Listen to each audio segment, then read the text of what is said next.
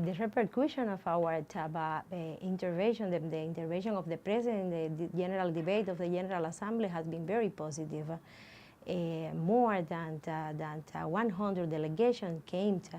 to our seat, and even when the President finished the statement, to greet him and to recognize the message of Cuba to the United Nations General Assembly. Because we came here with a message of solidarity, of cooperation, of friendship relations among nations, of defense of multilateralism, of defense of the principles of international law and the United Nations Charter. On the contrary of the statement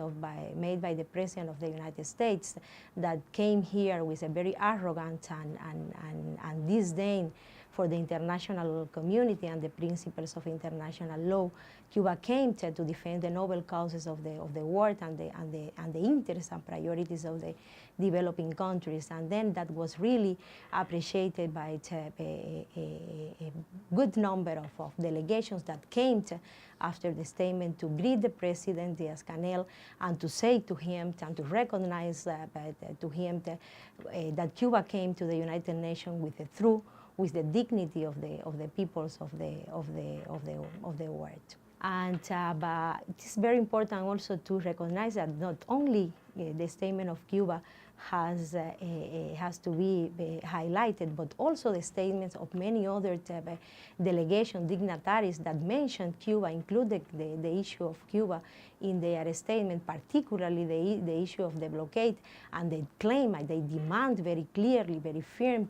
that the blockade has to be lifted because it's a policy that violates the principles of international law and the UN Charter, and they claimed for international cooperation and also for the normalization of the relations between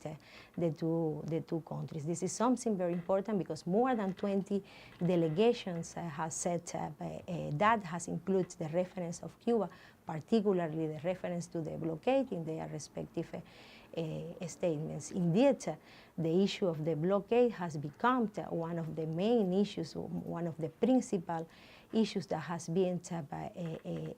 expressed by different delegations, different dignitaries from different countries all around the world. That includes the Caribbean, Africa, the Pacific, that also recognize the Cuban cooperation with them in different fields, including health. That has been a very positive signal also of which has been the role of Cuba